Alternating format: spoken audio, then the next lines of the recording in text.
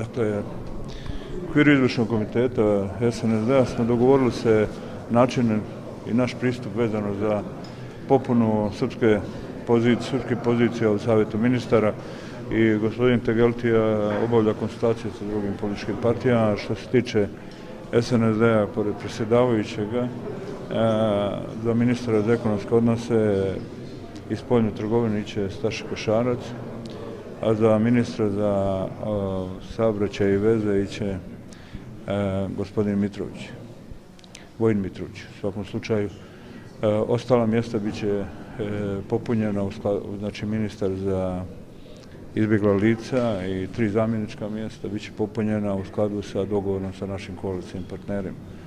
Sada smo razgovarali sa gospodinom Draganom Čovićem i on je saopštio gospodinu Tegelti i meni da će do ponedeljka dostaviti imena.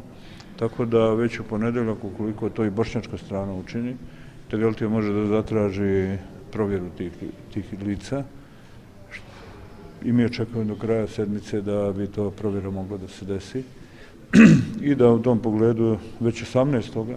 a najkasnije 20. ne znam kog, 21. ili 3.